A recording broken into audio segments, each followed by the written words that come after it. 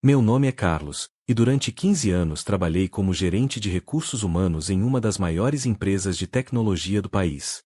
Achava que conhecia todos os tipos de pessoas que passavam pelo meu escritório em busca de emprego. Executivos de terno caro, recém-formados nervosos, profissionais experientes. Mas nunca imaginei que um dia receberia a visita de alguém que mudaria completamente minha perspectiva sobre julgamentos e oportunidades. Era uma segunda-feira chuvosa de março quando ele apareceu. Eu estava revisando currículos quando minha secretária, Amanda, bateu na porta com uma expressão desconfortável no rosto. Carlos, tem um senhor aqui que quer falar sobre uma vaga, ela disse, hesitando. Mas ele não parece muito adequado. Suspirei, imaginando mais um candidato que não havia se preparado adequadamente para a entrevista. Mande entrar, respondi, sem levantar os olhos dos papéis. O que vi quando finalmente olhei para cima me deixou genuinamente surpreso. O homem que entrou no meu escritório parecia ter entre 50 e 60 anos, com cabelos grisalhos desgrenhados e uma barba por fazer. Suas roupas estavam amarrotadas e levemente sujas, como se tivesse dormido na rua. O cheiro que emanava dele confirmava minha suspeita. Era claramente um morador de rua, alguém que provavelmente não tinha onde tomar banho há dias. Boa tarde, ele disse com uma voz surpreendentemente calma e educada. Meu nome é Roberto Silva. Vim perguntar sobre as vagas de emprego. Eu me levantei automaticamente, mais por cortesia profissional do que por genuína hospitalidade. Senhor Roberto, nós temos algumas vagas abertas, mas elas exigem qualificações específicas. Parei, percebendo que estava começando a dar desculpas antes mesmo de saber quais eram suas qualificações. Roberto permaneceu em pé, com as mãos nos bolsos de um casaco surrado. Entendo sua hesitação, ele disse, com um sorriso que não chegava aos olhos. Sei que minha aparência não é muito convencional para um ambiente corporativo. Não é exatamente isso, menti, sentindo-me desconfortável. É que nossas vagas são muito específicas, requerem experiência comprovada, diplomas universitários. Continuei listando requisitos, na esperança de que ele entendesse que não havia lugar para ele ali. Roberto assentiu pacientemente enquanto eu falava. Quando terminei, ele disse, posso ver a descrição das vagas. Relutantemente, peguei algumas folhas impressas e as entreguei a ele. Durante os próximos minutos, ele leu atentamente cada descrição, seus olhos se movendo rapidamente pelas linhas. Esta vaga de diretor de tecnologia, ele disse, apontando para uma das folhas. Vocês estão procurando alguém com experiência em inteligência artificial e desenvolvimento de sistemas complexos, não é? Fiquei surpreso com a precisão técnica de sua pergunta. Sim, exatamente. É uma posição sênior que requer pelo menos 10 anos de experiência na área E esta aqui, ele interrompeu suavemente, gerente de projetos internacionais. Requer fluência em múltiplos idiomas e experiência com mercados asiáticos e europeus. Comecei a sentir algo estranho. A maneira como ele falava, a precisão de suas observações, não combinava com sua aparência. Mas mesmo assim, minha mente já havia formado um julgamento. Como alguém em sua situação poderia ter as qualificações necessárias para posições tão especializadas? Senhor Roberto, eu disse, tentando ser diplomático, essas são posições que requerem um histórico profissional muito específico. Talvez seria melhor procurar oportunidades mais adequadas ao seu perfil atual. Por um momento, vi algo passar pelos olhos dele. Decepção? Tristeza? Ou talvez apenas a resignação de alguém que já havia enfrentado essa situação muitas vezes. Mas ele não disse nada, apenas continuou me observando com aquele olhar penetrante. Desculpe, eu disse finalmente, mas não temos vaga que se adeque ao seu perfil. Foi então que ele fez algo que eu jamais esperaria. Lentamente, levou a mão ao bolso interno do casaco surrado. Roberto retirou do bolso um envelope amarelado, cuidadosamente dobrado. Suas mãos, que eu havia notado estarem limpas apesar da aparência geral, tremeram ligeiramente enquanto ele o abria. Antes de tomar sua decisão final, ele disse calmamente, gostaria que desse uma olhada nisto. Estendi a mão relutantemente, esperando encontrar um currículo mal formatado ou algum tipo de documento questionável. Mas quando comecei a ler, senti minha mandíbula praticamente cair. O documento que tinha em mãos era um currículo impecavelmente formatado, mas não era isso que me chocava. Era o conteúdo. Roberto Silva não era apenas um profissional qualificado, ele era um prodígio da tecnologia com credenciais que fariam qualquer CEO se curvar diante dele. PhD em Ciência da Computação pelo MIT, concluído em 1995. Mestrado em Inteligência Artificial pela Stanford. Pós-doutorado em Sistemas Complexos pela Universidade de Cambridge. Fluente em 7 idiomas, incluindo mandarim, japonês e alemão. Mas isso era apenas o começo. Isso não pode ser real, murmurei, ainda lendo. Você foi CTO da Teknova Industries. Eles são uma das maiores empresas de tecnologia do mundo. Roberto assentiu silenciosamente. De 2010 a 2015, ele confirmou. Fui responsável pelo desenvolvimento do sistema de inteligência artificial que hoje é usado em 60% dos smartphones globais. Continuei lendo, cada linha mais impressionante que a anterior. Diretor de inovação da Microdynamics, onde liderou uma equipe de 200 engenheiros. Consultor independente para a NASA em projetos de exploração espacial. Fundador e CEO da Silvanet, empresa que foi vendida para Google por 2,3 bilhões de dólares. Senhor Roberto, eu disse, minha voz saindo mais aguda do que pretendia, se tudo isso é verdade, por que você, por que está? Por que estou vestido como um mendigo? Ele completou, com um sorriso amargo.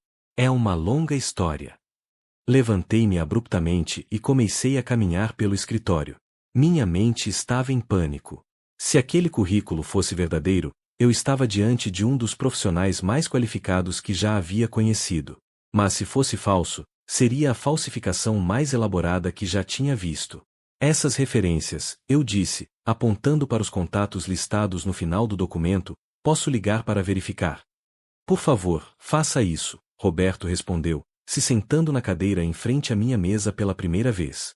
Comece pelo Dr. Anderson, da MIT. Ele foi meu orientador no doutorado. Com mãos trêmulas, peguei o telefone e disquei o número. Após alguns momentos, uma voz educada atendeu, escritório do professor Anderson, fala Jéssica. Alô, meu nome é Carlos Mendes, sou gerente de RH da Tech Brasil. Estou verificando as referências de um candidato, Roberto Silva. Ele afirma ter sido orientado pelo professor Anderson no doutorado. Houve uma pausa. Roberto Silva. Meu Deus, como ele está? Não falamos há anos. Ele foi um dos alunos mais brilhantes que o professor já orientou. Sua tese sobre redes neurais adaptativas revolucionou o campo. Ele gostaria de falar com o professor? Desliguei o telefone em choque. Olhei para Roberto, que permanecia sentado tranquilamente, como se já soubesse qual seria o resultado da ligação. Vou ligar para mais uma, eu disse, discando para a Teknova Industries. Após ser transferido 3 vezes, finalmente consegui falar com alguém do Departamento de Recursos Humanos. Roberto Silva. Claro que me lembro dele, disse a voz feminina do outro lado da linha. Foi nosso CTO por 5 anos. Absolutamente brilhante. Ele desenvolveu o sistema que ainda usamos hoje. Por que está perguntando? Ele está procurando emprego? Desliguei novamente, sentindo-me completamente desorientado. Senhor Roberto, eu disse, voltando a me sentar, eu não entendo. Se você tem essas qualificações, essa experiência, por que está? Por que estou morando na rua? Ele perguntou, completando minha pergunta mais uma vez. Porque há 3 anos, perdi tudo. Minha empresa, minha casa, minha família. E descobri que quando você cai, quando realmente cai, não importa quantos diplomas você tem ou quantos prêmios ganhou. As pessoas só veem o que está na superfície. Senti um nó na garganta. O que aconteceu? Roberto suspirou profundamente. Fiz uma aposta arriscada com um novo produto. Investimos tudo no desenvolvimento de uma tecnologia que estava à frente de seu tempo. Quando o projeto falhou, não perdemos apenas dinheiro. Perdemos a confiança dos investidores, dos funcionários, dos clientes. Em questão de meses, tudo desmoronou. Mas certamente alguém com suas qualificações conseguiria outro emprego facilmente, eu disse, ainda tentando processar tudo. Você pensaria assim, ele respondeu, com um sorriso triste. Mas quando você fracassa publicamente, Quando sua empresa desaba e você perde sua casa, as pessoas começam a te evitar. Enviei milhares de currículos nos últimos 3 anos. Você sabe quantas entrevistas consegui? 12. E sabe quantas pessoas me deram uma oportunidade depois de me ver pessoalmente? 0. A realidade da situação começou a me atingir como uma tonelada de tijolos. Eu estava fazendo exatamente o que todos os outros haviam feito. Julgando pelas aparências, descartando um talento excepcional por causa de preconceitos superficiais. Senhor Roberto, eu disse, minha voz saindo mais baixa, eu não sabia. Claro que não sabia, ele interrompeu gentilmente. Como poderia? Mas agora sabe. A pergunta é, isso muda alguma coisa? Fiquei em silêncio por vários minutos, observando Roberto e tentando processar tudo o que havia acabado de descobrir. Minha mente estava em turbulência, lutando entre anos de condicionamento social e a evidência irrefutável que tinha diante de mim. Posso perguntar, como você chegou a essa situação? Perguntei finalmente, sentindo que precisava entender toda a história. Roberto olhou pela janela, onde a chuva continuava caindo. Após o fracasso da minha empresa, eu perdi não apenas meu patrimônio, mas também minha esposa e filhos. Eles não conseguiam lidar com a mudança radical de estilo de vida. Eu entendo, é claro. Passamos de uma mansão em Alphaville para um pequeno apartamento alugado em questão de meses. Ele fez uma pausa, como se estivesse reunindo forças para continuar. Sem família, sem dinheiro, sem rede de contatos disposta a me ajudar, comecei a procurar emprego. Mas você sabe como é o mercado de trabalho para executivos que falharam publicamente. Há um estigma. E quando o dinheiro acabou completamente, bem, as ruas se tornaram minha única opção. Mas por que não procurou ajuda? Organizações de apoio, governo. Procurei, ele respondeu com um sorriso amargo. Mas descobri que existem poucos programas para pessoas como eu. A maioria dos programas sociais são direcionados para pessoas com menor qualificação. Parece contraditório, mas ser superqualificado pode ser uma desvantagem quando você precisa de ajuda básica. Levantei-me e comecei a caminhar novamente. Senhor Roberto, eu preciso ser honesto. Mesmo com suas qualificações, contratar alguém em sua situação atual seria complicado. Haveria questões práticas, burocráticas. Como onde eu moraria? Como me manteria apresentável para o trabalho? Como explicaria minha situação para colegas e clientes? Ele completou. Sim, pensei em tudo isso. Parei de caminhar e o encarei. E qual seria sua proposta? Simples, ele disse, se endireitando na cadeira. Me dê uma chance. Apenas uma chance. Sei que não posso começar como diretor ou gerente. Entendo que preciso reconstruir minha credibilidade. Estou disposto a começar como analista sênior, ou qualquer posição que me permita demonstrar meu valor. E as questões práticas? Tenho um plano. Há um albergue a 10 quilômetros daqui onde posso ficar temporariamente. Posso usar as instalações para me manter limpo e apresentável. Com meu primeiro salário, conseguirei alugar um quarto. Não preciso de muito, apenas de uma oportunidade. Sentei-me novamente, pegando seu currículo. Posso fazer mais algumas ligações? Claro. Passei a próxima hora ligando para todas as referências listadas. Cada conversa confirmava não apenas suas qualificações, mas também seu caráter. Palavras como integridade, inovação, liderança inspiradora e mente brilhante apareciam repetidamente. O Dr. Martinez, da NASA, foi particularmente eloquente. Roberto não é apenas um profissional excepcional, é um ser humano excepcional. Se ele está procurando emprego, vocês teriam sorte em tê-lo. Quando terminei as ligações, Roberto permanecia sentado pacientemente, como se soubesse que eu precisava de tempo para processar tudo. Senhor Roberto, eu disse finalmente, vou ser franco. Sua situação é única. Nunca me deparei com algo assim. Mas suas qualificações são indiscutíveis. Entendo sua hesitação, ele respondeu. Sei que estou pedindo muito. Estou pedindo que você veja além das aparências, que confie em algo que desafia as convenções sociais. Não é apenas isso, eu disse, sentindo-me cada vez mais desconfortável com minha própria resistência. É que, bem, Como explicarei isso para meus superiores? Como justificarei a contratação de alguém que está, em sua situação? Roberto assentiu compreensivamente.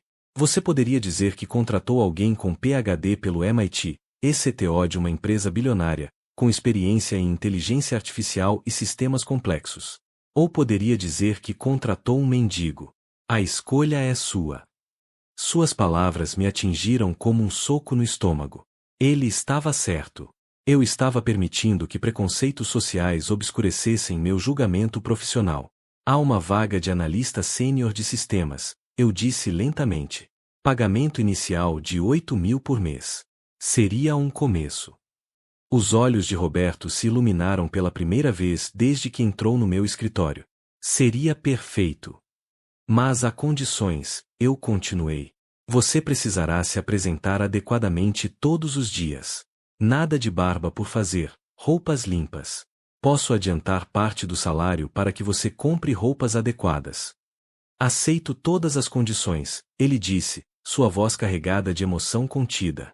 E há mais uma coisa, eu disse, me levantando. Quero que você saiba que não estou fazendo isso por caridade. Estou fazendo porque acredito que você pode contribuir significativamente para esta empresa. Mas você terá que provar isso. Roberto se levantou também, estendendo a mão. Não o decepcionarei.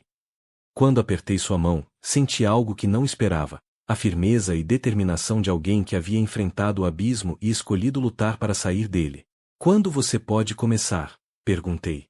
Amanhã, ele respondeu sem hesitar. Então nos vemos amanhã às 8 horas. Enquanto Roberto se dirigia à porta, ele se virou uma última vez. Senhor Carlos, obrigado por me dar uma chance. Sei que não foi fácil.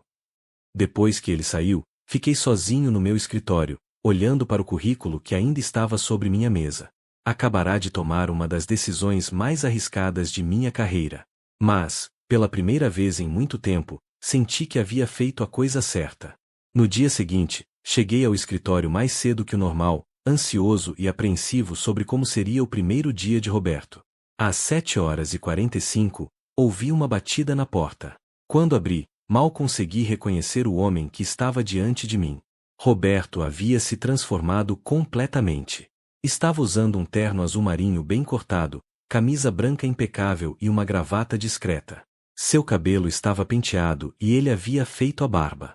Mais impressionante ainda era sua postura, ereto, confiante, irradiando a presença executiva que eu havia sentido por baixo da aparência anterior. Bom dia, Sr. Carlos, ele disse, com um sorriso genuíno. Pronto para começar. Roberto, você está, como conseguiu? Visitei um brechó especializado em roupas executivas ontem à tarde, ele explicou. E o albergue tem instalações bastante adequadas para a higiene pessoal. Quando você tem motivação suficiente, é impressionante o que consegue fazer. Apresentei Roberto à equipe de TI, explicando que ele seria nosso novo analista sênior de sistemas. Notei alguns olhares curiosos, mas nada mais. Ninguém imaginaria que apenas 24 horas antes, esse homem impecavelmente vestido estava vivendo nas ruas. Designei Marcos, nosso coordenador de TI, para orientar Roberto em seu primeiro dia. Quando voltei para verificar como estavam as coisas, 2 horas depois, encontrei uma cena que me deixou impressionado. Roberto estava diante de um quadro branco, explicando um conceito complexo de arquitetura de sistemas para uma plateia de 5 desenvolvedores seniores. Eles estavam todos inclinados para frente, completamente absortos em sua explicação. Como podem ver, Roberto estava dizendo, se implementarmos essa estrutura de microserviços, podemos reduzir o tempo de resposta do sistema em até 40% e aumentar a escalabilidade significativamente. Marcos me viu observando e se aproximou. Carlos, onde você encontrou esse cara? Ele é um gênio. Em 2 horas, ele já identificou 3 problemas críticos no nosso sistema atual e propôs soluções que estamos tentando encontrar há meses. Ele tem experiência, respondi, tentando soar casual. Experiência é pouco, Marcos continuou. Ele está falando sobre conceitos que só vi em publicações do MIT e Stanford. E a maneira como ele explica, é como se tivesse desenvolvido essas teorias pessoalmente. Não pude evitar um sorriso. Talvez tenha desenvolvido mesmo. Durante o almoço, Roberto veio ao meu escritório. Espero que esteja satisfeito com meu primeiro dia, ele disse. Mais do que satisfeito, respondi. Marcos me disse que você já identificou problemas que eles estavam tentando resolver há meses. É um bom sistema, Roberto disse, mas há algumas ineficiências fundamentais na arquitetura. Nada que não possa ser corrigido com algumas modificações estratégicas. Roberto, posso perguntar, como você manteve seus conhecimentos técnicos atualizados durante esses 3 anos? Ele sorriu tristemente. Bibliotecas públicas têm internet gratuita. Passei a maior parte dos meus dias estudando, lendo papers, acompanhando desenvolvimentos na área. Não tinha muito mais o que fazer. Isso deve ter sido difícil. Foi devastador, ele admitiu. Mas também foi uma forma de manter minha sanidade. Manter a esperança de que um dia teria outra chance. Naquela tarde, Roberto apresentou uma proposta detalhada para otimizar nosso sistema principal.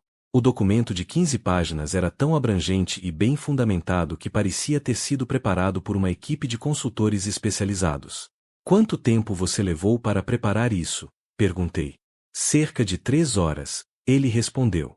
Os conceitos já estavam claros na minha mente, foi só uma questão de organizá-los no papel. No final do primeiro dia, reuni a equipe de TI para feedback. As respostas foram unânimes. Roberto não era apenas competente, ele era excepcional. É como ter um consultor sênior da McKinsey trabalhando conosco, comentou Sandra, nossa desenvolvedora principal. Ele fez perguntas que ninguém havia feito antes, disse Paulo, nosso administrador de sistemas. Perguntas que foram direto ao núcleo dos nossos problemas. Naquela noite, fiquei no escritório até tarde, refletindo sobre os eventos do dia. Havia tomado uma decisão baseada em evidências, e até agora, ela estava se mostrando mais acertada do que eu poderia ter imaginado. Mas eu sabia que o verdadeiro teste ainda estava por vir. Como Roberto se integraria à cultura da empresa? Como reagiria à pressão? E, mais importante, como a empresa reagiria quando inevitavelmente descobrisse sua história? 2 semanas depois, Roberto havia se tornado uma peça central da equipe de TI. Suas propostas já haviam resultado em melhorias significativas no desempenho do sistema, e outros departamentos começaram a solicitar sua consultoria para projetos específicos. Mas foi em uma reunião com clientes que Roberto realmente brilhou. Estávamos apresentando uma proposta para modernizar o sistema de uma grande empresa de logística. O cliente estava cético sobre nossa capacidade de entregar uma solução complexa no prazo proposto. Senhor Roberto, o cliente disse, vocês estão prometendo resultados que outras empresas disseram ser impossíveis em 6 meses. Como podem garantir isso? Roberto se levantou calmamente e foi ao quadro. Durante os próximos 20 minutos, ele explicou detalhadamente não apenas como faríamos, mas porque nossa abordagem era superior às alternativas. Ele citou cases específicos, referências acadêmicas e até mesmo patentes que ele próprio havia desenvolvido anos antes. Quando terminou, o cliente estava impressionado. Senhor Roberto, sua expertise é excepcional. Onde você adquiriu esse conhecimento? Experiência prática, Roberto respondeu simplesmente. Aprendi que os maiores desafios técnicos exigem soluções criativas e uma compreensão profunda dos sistemas fundamentais. Fechamos o contrato naquela mesma tarde. Um contrato de R$ 2 milhões que havia sido considerado improvável.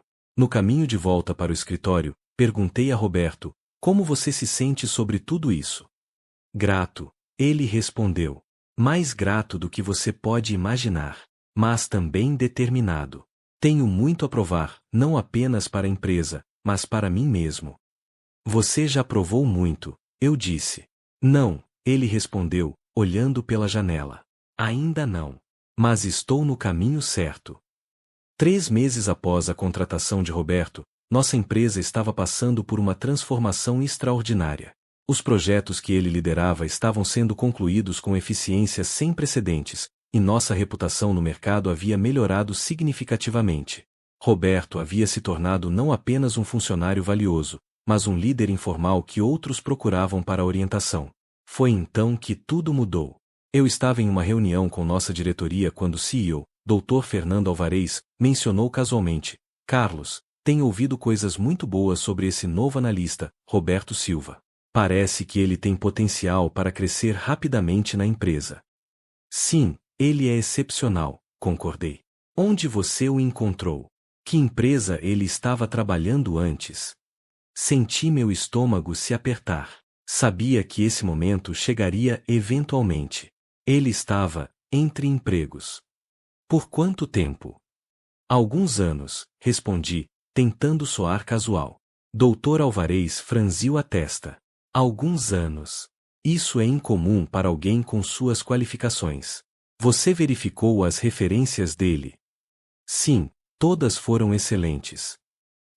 Ele murmurou, fazendo anotações. Vou querer conhecê-lo pessoalmente. Marque uma reunião para a próxima semana. Saí da reunião com um sentimento de apreensão.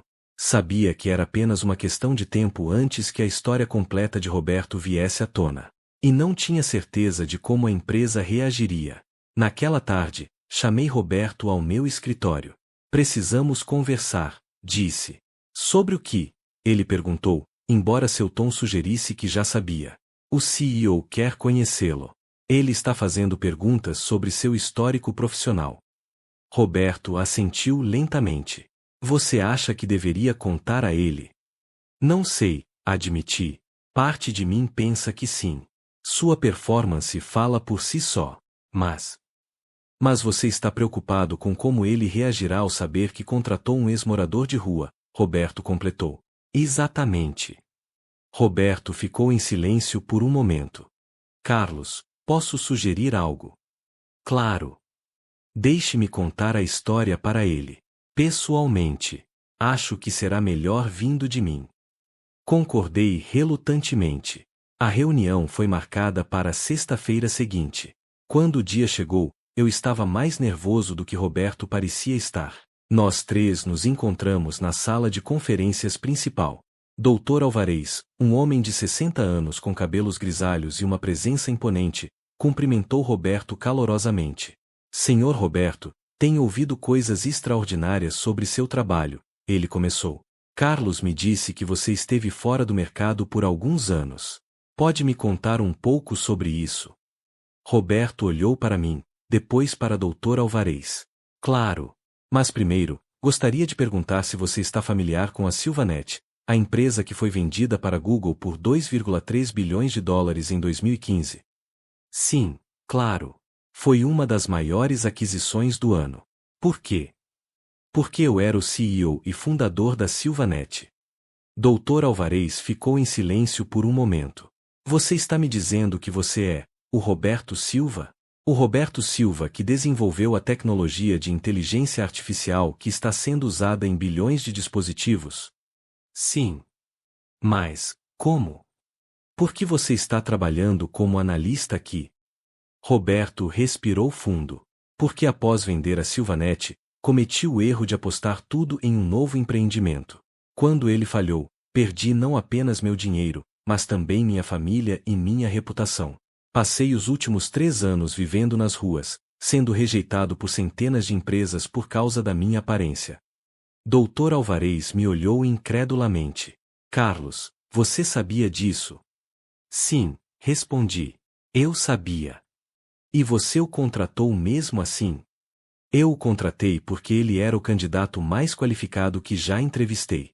Sua situação pessoal era irrelevante para sua capacidade profissional. Dr. Alvarez ficou em silêncio por vários minutos.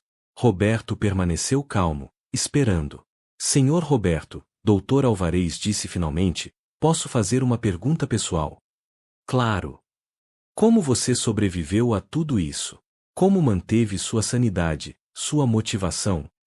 Roberto sorriu pela primeira vez na reunião, acreditando que talento e conhecimento são atemporais, que as pessoas podem cair, mas sempre podem se levantar, e esperando que alguém, em algum lugar, fosse capaz de ver além das aparências. Como Carlos fez, Dr. Alvarez observou. Exatamente. Carlos me deu algo mais precioso que um emprego. Ele me deu minha dignidade de volta. Dr. Alvarez se levantou e começou a caminhar pela sala. Senhor Roberto, suas contribuições para esta empresa em apenas 3 meses foram extraordinárias. Você não apenas melhorou nossos sistemas, mas também elevou o nível de toda a equipe. Obrigado. Eu gostaria de oferecer a você a posição de diretor de tecnologia, com um salário condizente com suas qualificações reais. Roberto olhou para mim, depois para Dr. Alvarez. Eu aceito, mas com uma condição. Qual? Que esta empresa implemente um programa de contratação inclusiva. Que olhemos para qualificações, não para aparências.